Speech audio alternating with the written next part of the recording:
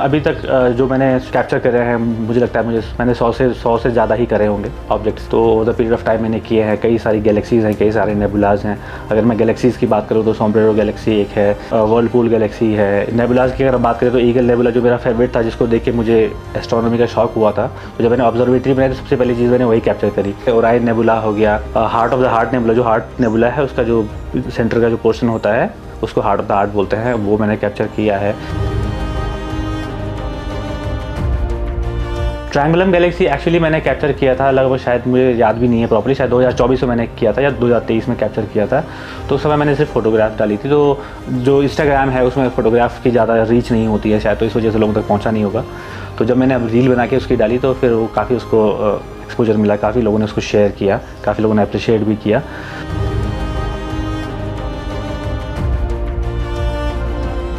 Astro photography, astronomy का future India में बहुत ब्राइट है, लेकिन अनफॉर्चुनेटली हम उसका दूसरा एस्पेक्ट है उस पर ध्यान नहीं देते हैं, और वो है लोगों का इंक्रोचमेंट और जो लाइट पोल्यूशन का इंक्रोचमेंट। वो सबसे बड़ा इशू है। जैसे अमेरिका में होता है, बाकी जगह होता है वेस्टर्न कंट्रीज़ में, वो लोग सबसे पहले एक क्षेत्र जो होता है उसको डिसाइड कर लेते हैं, उसको डिक्लेयर कर देते हैं कि ये लाइट पोल्यूशन फ्री जोन है। वहाँ पर आप बच सकते हो, आबादी बचा सकते हो, लेकिन वहाँ पर एलईडी बल्ब्स नहीं जला सकते हो, क्योंकि वो सबसे बड़ा कारण होता है लाइट पोल्यूशन का। अगर हमको उत्तराखंड में सीरियसली इस चीज़ को सोचना है कि हम आगे बढ़े, तो आपको ये डिसाइड करना पड़ेगा, आपको रूल्स एंड रेगुलेशंस मेंटेन करने पड़ेंगे, एनफोर्स करने पड़ेंगे, ताकि जो है उस एरिया में ज़्यादा अननेसेसरी डेवलपमेंट ना हो।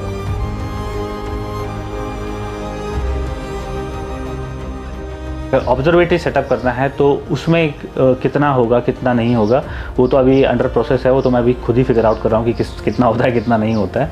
वो एक टोटली डिफरेंट चीज़ है। पर लेकिन जैसे लोगों को स्टार गेजिंग करवाना उसमें है, उसमें काफ़ी स्कोप है। मैंने देखा है लोग नीचे से आके यहाँ उत्तराखंड में स्टार गेजिंग करवाते हैं।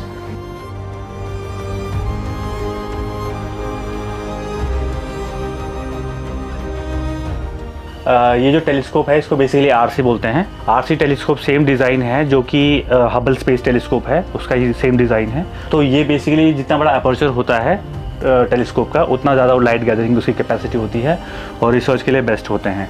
तो इस टेलीस्कोप से मैं बेसिकली एस्ट्रोफोटोग्राफी भी करता हूँ और साथ साथ में रिसर्च वर्क भी करता हूँ।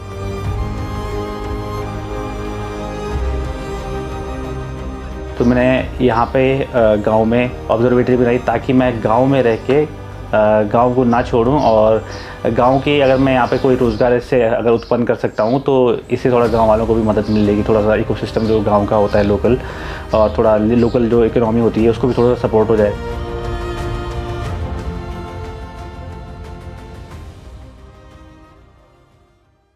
मेरा नाम रमेश बद्री है और मैं कठुली गांव का हूं, जो कि प्रताप नगर क्षेत्र में पड़ता है, टेरी गढ़वाल के। मेरी एजुकेशन यहीं गांव से ही हुई है। हालांकि इनिशियली मैं मुंबई से पढ़ के आया था 5th तक, और उसके बाद फिर मैंने गांव के स्कूल में यहाँ मदन नेगी से पढ़ा। 11th और 12th मैंने रजाखेत से किया। ग्रेजुएशन पुरानी टीजी से किया। उसके बाद मैंने होटल मैनेजमेंट किया और उसके बाद मैंने MBA भी किया है। हालांकि इस एस्ट्रोनॉमी के फील्ड में डेफिनेटली आप लोगों को क्वालिफिकेशन की ज़रूरत पड़ती है, जैसे एस्ट्रोफिज़िक्स या फिज़िक्स के स्टूडेंट्स, लेकिन मैं एज अ हॉबिस्ट इसमें हूँ। मैं इस फील्ड में तकरीबन 9-10 साल से हूँ अब, और पिछले 7-8 साल से मैं टेलीस्कोप वगैरह मैंने ऑपरेट किए हैं, मैं चला रहा हूँ। और इसी तरीके से मेरी हॉबी बढ़ती गई और आज मैंने यहाँ गाँव में अपना एक ऑब्जर्वेटरी बनाई है, क्योंकि शहर में न्यू टिहरी में काफ़ी लाइट पोल्यूशन था, साथ में कंस्ट्रक्शंस वगैरह बहुत ज़्यादा हो रहे थे। मैं मदन नेगी में पढ़ता था, 1995 की बात। उस समय हबल स्पेस टेलीस्कोप की पहली इमेज आई थी। उस समय अमर उजाला आता था, हम लोग लंच ब्रेक के टाइम पे जो रिसेस होता है, जो इंटरवल होता है, बाज़ार में घूम रहे थे मदन नेगी में, और फिर मैंने अखबार में वो कटिंग देखी थी। तो मैं कॉम्प्रीहेंड तो नहीं कर पाया कि वो है क्या चीज़, कि क्या वो हमारी गैलेक्सी के अंदर है, हमारे ब्रह्मांड में कहाँ है, क्या है, कुछ नहीं मुझे पता था। बट उसे मेरे दिमाग में एक छाप छोड़ दी थी। उस ऑब्जेक्ट का नाम था पिलर्स ऑफ क्रिएशन, जो ईगल नेबुला में पड़ता है। तो वो एक ऐसी चीज़ थी जिससे मैंने सबसे पहले उसको देखा। उसके बाद मुझे इंटरेस्ट हुआ स्पेस के बारे में, और मैं यूजुअली जो कटिंग्स होती हैं न्यूज़पेपर की, जब भी छपती थी साइंस सेक्शन में, तो मैं उनको कटिंग करके संभाल देता था और अपने पास में रखता था।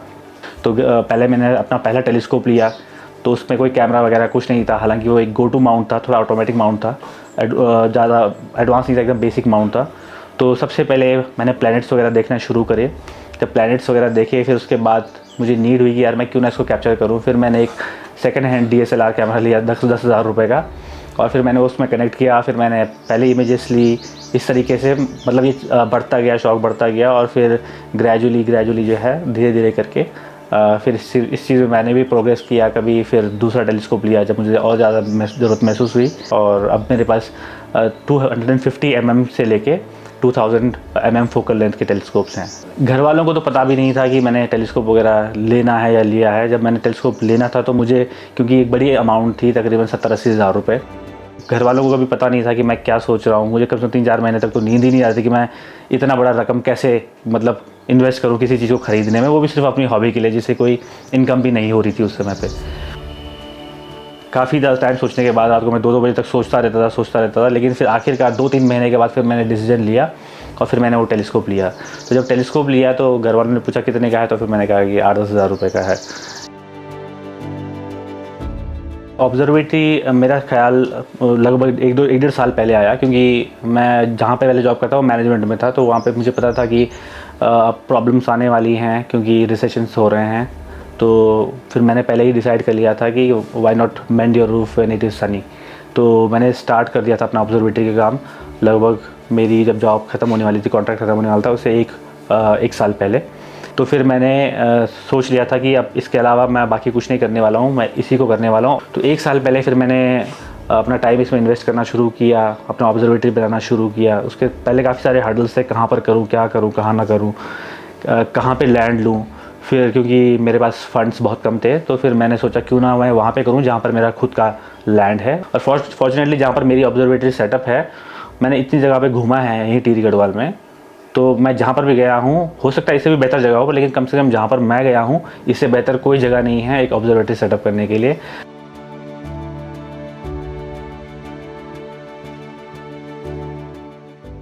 ऑब्जर्वेटरी सेटअप करने के लिए आपको देखना पड़ता है होराइजन्स, कि आपके होराइजन्स में कोई ऑब्स्ट्रक्शंस तो नहीं है, आसपास में कोई पेड़ वेड़ तो नहीं है। कोई ऊंचे पेड़ होंगे तो फिर आपका जो व्यू है वो ढक जाएगा, है ना। तो आपको देखना पड़ता है। यहाँ पर जहाँ पर मेरी ऑब्जर्वेटरी है, यहाँ पर से पूरा वेस्ट है, साउथ है, और ख़ास करके वेस्ट और साउथ एकदम ही मतलब 0 डिग्री है, आप पूरा ही देख सकते हैं। हालांकि वेस्ट में थोड़ा सा न्यू टिहरी का लाइट पोल्यूशन आता है, बट वो मैनेजेबल है। ऑब्जर्वेटरी बनाने में ही, इसका स्ट्रक्चर था उसको बनाने में ही तकरीबन जो है 6-7 महीने लग गए थे, और ये लगभग बन के तैयार हुई पिछले साल सितंबर के करीब। जो ऑब्जर्वेटरी बनाने की कुल लागत थी वो तकरीबन 3-4 लाख रुपए थी, और जो अंदर टेलीस्कोप्स है वो तो मैं over the period of time लाता गया, ख़रीदता गया जैसे जैसे मुझे ज़रूरत थी पहले से। जो ऑब्जर्वेटरी वाला टेलीस्कोप है वो सब मिला के तकरीबन 15 या 20 लाख रुपये तक का खर्चा होगा, 20 लाख का खर्चा होगा शायद। अभी क्योंकि अब मेरे कोई जॉब नहीं है तो अब मैं फुल टाइम इसी चीज़ को कर रहा हूँ। तो जो ऑब्जर्वेटरी मैंने सेटअप करी है उसका जो खर्चा वगैरह मैं जो निकालता हूँ उसको मैं सोचता हूँ कि किसी तरीके से निकाला जाए, क्योंकि मेरे पास कोई इनकम का सोर्स नहीं है। तो मैं सोचता हूँ कि क्यों ना फिर लोगों को स्टार गेजिंग कराया जाए, या फिर कहीं पे इवेंट कर लिए जाए, कोई गिग्स होते हैं, एस्ट्रोनॉमी के बारे में लेक्चर्स होते हैं, ये सब चीज़ें कराई जाए। तो इस तरीके से मैं अभी कोशिश कर रहा हूँ कि जो इसका ऑपरेटिंग कॉस्ट है ऑब्जर्वेटरी का, उसको मैं निकाल सकूँ। अभी तक जो मैंने कैप्चर करे हैं, मुझे लगता है मैंने 100 से ज़्यादा ही करे होंगे ऑब्जेक्ट्स एक्सप्लोर। तो over the period of time मैंने किए हैं। कई सारी गैलेक्सीज़ हैं, कई सारे नेबुलाज हैं। अगर मैं गैलेक्सीज़ की बात करूँ तो सोम्ब्रेरो गैलेक्सी एक है, अभी मैंने रिसेंटली ही कैप्चर करा था।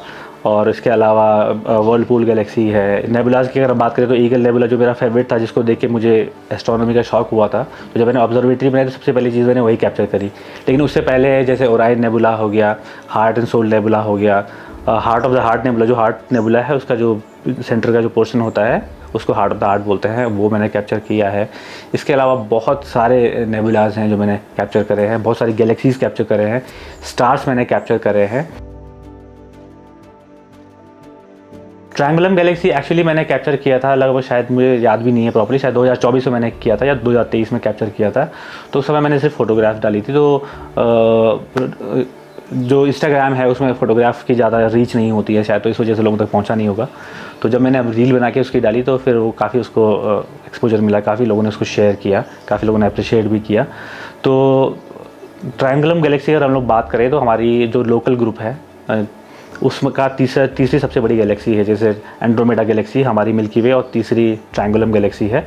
और हम आसमान में देखेंगे तो ट्रायंगुलम जो कॉन्स्टेलेशन है वो एंड्रोमेडा के एकदम बगल में है, क्योंकि वो हमारे एकदम पास में है, तो ऐसे एक ही तरफ को हमको दिखते हैं दोनों।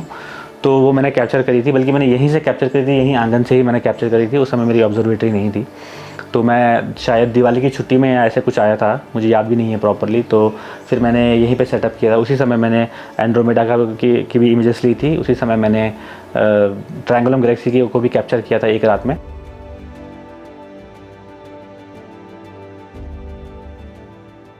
जो यूट्यूब चैनल है वो मुझे लग रहा है मैं 2021-22 से शायद चला रहा हूँ, मुझे प्रॉपरली याद नहीं है। इंस्टाग्राम मैं शायद 2017-18 से चला रहा हूँ। पहले मैं अपनी फैमिली इमेजेस डालता था। उससे पहले मैं एक शेफ़ भी रह चुका हूँ, तो मैं कुछ आप अभी भी देखेंगे तो उसमें कुछ रेसिपीज़ वगैरह पड़ी हुई हैं, या फिर मेरी फूड फोटोग्राफ्स उसमें पड़ी हुई हैं। पहले मैं एस्ट्रोनॉमी की चीज़ें इसमें नहीं डालता था, क्योंकि मैं 2-3 साल तक एकदम टोटली अपने आप में ही कन्फाइंड था। मैं किसी का शेयर नहीं करता था मैं क्या कर रहा हूँ क्या नहीं कर रहा हूँ, अपने आप में ही एक्सप्लोर करता था, अपने आप में ही चीज़ों को ढूंढता था आसमान में। ना मुझे किसी से हेल्प थी ना कुछ था। तो इस तरीके से फिर इंस्टाग्राम में मैंने 2-3 साल के बाद डालना शुरू किया था। यूट्यूब तो मैं काफ़ी बाद में डालना शुरू किया मैंने, क्योंकि यूट्यूब के लिए समय देना होता है, आपको वीडियोस बनानी पड़ती हैं प्रॉपर, और वीडियोस का एक स्ट्रक्चर होता है। अब मैं जब अपनी वीडियोस को पीछे जाके देखता हूँ तो मुझे हंसी आती है अपनी वीडियोस को देख के। तो इस वजह से अब काफ़ी मुझे लगा कि यार ऐसा करना ठीक नहीं है, तो फिर मैंने इंस्टाग्राम की फ़ोटोज़ डालना शुरू किया। फिर बाद में मालूम पड़ा तो इंस्टाग्राम तो उनको सपोर्ट करता है जो रील्स वगैरह डालते हैं। फिर मैंने एक फ़ोटो डालना शुरू किया, फिर एक रील डालना शुरू किया, फिर जैसे एंड्रोमेडा गैलेक्सी की फ़ोटो डाल दिया, फिर अगले दिन उसकी रील डाल दी। इस तरीके से मैंने किया। जब मैंने अपनी ऑब्जर्वेटरी से सोमब्रेरो गैलेक्सी को कैप्चर किया तो उसमें बहुत ज़्यादा डिटेल्स थे, उसके आर्म्स वगैरह बहुत सुंदर दिख रहे थे। तो जब वो पड़ा तो लोगों को बहुत पसंद आया। तो पहली रील वो थी जो वायरल हुई। फिर उसके बाद एक दूसरी रील थी जो मैंने की लगभग 30 करोड़ प्रकाश वर्ष दूर की एक मैंने इमेज ली थी, और वो 2 गैलेक्सीज़ हैं जो आपस में टकरा रही हैं, और वो एक गुलाब की तरह दिखता है।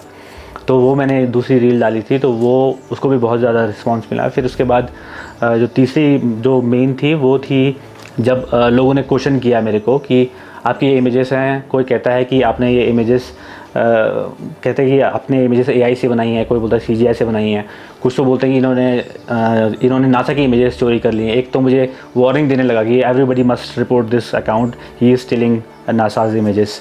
इस तरीके से मुझे रिस्पॉन्स आता है। तो मैंने बाकी किसी को रिस्पॉन्स नहीं किया, पर मैंने उनको बोला कि कोई मेडिको थे, तो मैं हालांकि मैं पर्सनली नहीं जाना चाहता था। फिर जब मैंने कहा आप सर आप लर्नेड हो, you must like you must do some bit of research before like posting these things. I was not expecting this thing from you. तो इस तरीके से हुआ। तो वो वाला जो फिर उसके मतलब मैं एक्सप्लेनेशन तो नहीं देना चाहता था अगले रील में, बट मैं लोगों को बताना चाहता था ताकि ये इतना मतलब ये फेक नहीं है जो आप देख रहे हैं, ये बिल्कुल फेक नहीं है, CGI नहीं है। तो जो हबल पैलेट होता है, जब हम हबल पैलेट में उसको कन्वर्ट करते हैं तो हम सल्फ़र को बना देते हैं रेड, SHO, तो इक्वल टू हो जाता है RGB। तो S बन जाता है R उसको, क्योंकि हमारी आंखें सल्फ़र को नहीं देख सकती हैं, हाइड्रोजन अल्फ़ा को नहीं देख सकती हैं, और हमारी आंखें ऑक्सीजन को भी नहीं देख सकती हैं आसमान में जो गैसेस होती हैं। एक्चुअली में क्या होता है कि जो स्पेक्ट्रम होता है, जो लाइट का स्पेक्ट्रम होता है, जो वेवलेंथ्स होती हैं, उसमें इंसान जो है लेस देन 0.5% दिखता है। उसके बाकी जितना भी है आदमी नहीं देख सकता है, ठीक है। तो उसके कैप्चर करने के लिए अलग अलग तरीके होते हैं। जैसे एग्जांपल के लिए मैं बोलूँ तो ये तीनों मैंने गैसेस आपको बताई। इसके अलावा एक्सरेज होती हैं, उनको हम नहीं देख सकते हैं, ठीक है। इसी तरह गामा रेज होती हैं, कई सारी चीज़ें हैं ऐसी जो हमको नहीं दिखती हैं। इंसान फॉरबिडन है उस चीज़ से, हमारी आंखें से वही दिखती हैं 3 कलर्स, है ना। तो उनको इंटरप्रेट करने के लोग बोलते हैं सर नेबुला से कलर झूठे हैं, कह सकते हैं उसको झूठे, फॉल्स कलर है, but false is not always bad, है ना। तो फॉल्स इसलिए होते हैं वो, खासकर नेबुलाज। गैलेक्सीज कलर ट्रू होते हैं क्योंकि वो RGB में होते हैं, हमने कैप्चर ही RGB में किया होता है वो, ठीक है, रेड ग्रीन ब्लू जो हमारी आंखें देखती हैं। नेबुलाज होते हैं सल्फ़र, हाइड्रोजन और ऑक्सीजन, तो हमारी आंखें उनको नहीं देख सकते। तो इंसानी आंखों को दिखाने के लिए उनको इंटरप्रेट करना पड़ता है। तो इंटरप्रेट कैसे करेंगे, तो इंसान RGB देखता है, तो सल्फ़र को बना देते हैं रेड, इसी तरह से ऑक्सीजन को बना देते हैं ब्लू, और हाइड्रोजन अल्फ़ा को बना देते हैं ग्रीन। ये जो टेलीस्कोप है इसको बेसिकली आरसी बोलते हैं। आरसी टेलीस्कोप सेम डिज़ाइन है जो कि हबल स्पेस टेलीस्कोप है, उसका ही सेम डिज़ाइन है। उसी डिज़ाइन पे बेस्ड ये टेलीस्कोप है, इसको आरसी बोलते हैं। वैसे एक न्यूटोनियन टेलीस्कोप भी होता है जो आपने भी बाहर पे देखा होगा, वो न्यूटोनियन कहलाता है। तो ये बेसिकली जितना बड़ा अपर्चर होता है टेलीस्कोप का, उतना ज़्यादा वो लाइट गैदरिंग उसकी कैपेसिटी होती है और रिसर्च के लिए बेस्ट होते हैं। तो इस टेलीस्कोप से मैं बेसिकली एस्ट्रोफोटोग्राफी भी करता हूँ और साथ साथ में रिसर्च वर्क भी करता हूँ। जैसे कि वेरिएबल स्टार्स होते हैं, जिन स्टार्स की जैसे लाइट कम होती है, हमें मालूम पड़ता है जब स्टार की लाइट कम हो रही है तो उसके आगे से कोई प्लैनेट गुजर रहा है। तो एक तरह से हम उस हिसाब से एलियन वर्ल्ड्स ढूंढ रहे हैं इन टेलीस्कोप के ज़रिए, जो कि ग्राउंड बेस्ड टेलीस्कोप्स हैं, इसके ज़रिए।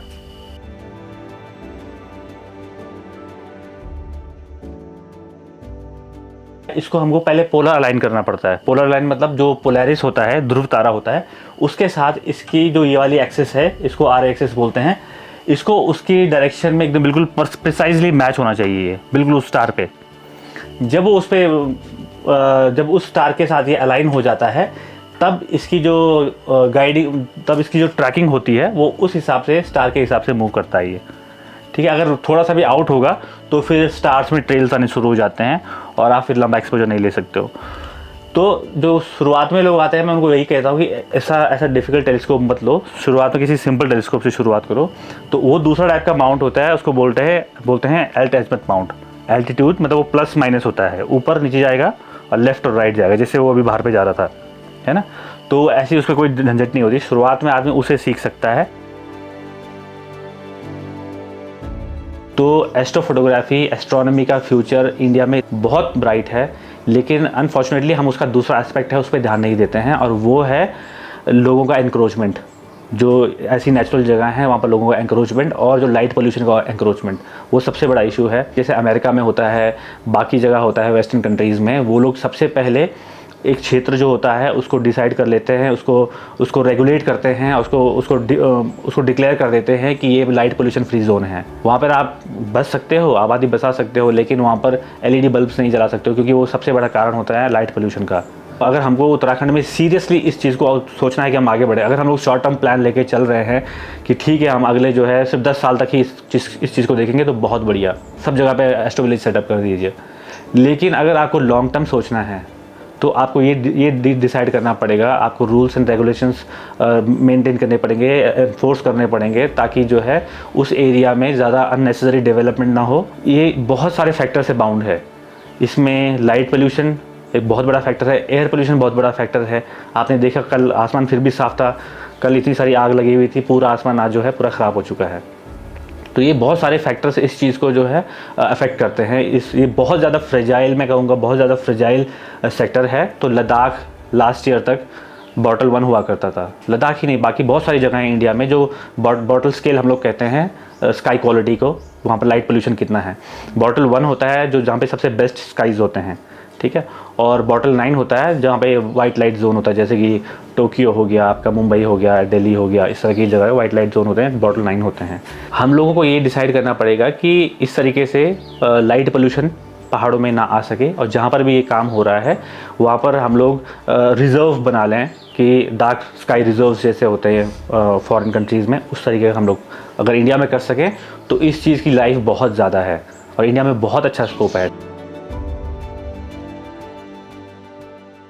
कैप्चरिंग के लिए लोग हैं दिल्ली, बेंगलोर, ऐसी जगहों पे जो कैप्चर करते हैं, जो फोटोग्राफी कर रहे हैं, जिनमें डेडिकेशन है वो कर रहे हैं। देखिए फ़र्क इतना होता है कि मैं यहाँ पर हूँ बॉटल 4.5 तो बॉटल 4.7 है, लद्दाख में बॉटल 1 या 2 होगा, दिल्ली या बेंगलोर या मुंबई जो है ये बॉटल 9 है, देहरादून बॉटल ऐसे 7-8 होगा, क्योंकि वो भी एकदम वाइट लाइट जोन ही है। तो फ़र्क इतना होता है कि उसमें होता है इंटीग्रेशन टाइम, है ना। तो अगर मैं लद्दाख में बात करूं तो जिस इमेज को मैं सेम डिटो इमेज, अगर उसको बड़ा दे रहा हूं, take my word as a grain of salt, ठीक है। तो अगर मैं कह रहा हूं कि लद्दाख में जिस फ़ोटो को कैप्चर करने में मुझे 3 घंटे लगेंगे, वो मुझे यहाँ पे लगभग 10-12 घंटे लगेंगे, उसी टाइप की 10-12 घंटे का इंटीग्रेशन डेटा। अब दिल्ली वाले को उसी टाइप की इमेज खींचने के लिए 40-45 घंटा चाहिए होगा। तो वो लोग बहुत मेहनत करते हैं, और हैं लोग जो करते हैं, कि जो दिल्ली में बैठ के, बेंगलोर में बैठ के, कैलकाटा में बैठ के ये लोग कैप्चर कर रहे हैं और इतनी लाइट पोल्यूशन में कैप्चर कर रहे हैं, और हैट्स ऑफ टू देम कि वो अपनी हॉबी एकदम जारी रखे हुए हैं।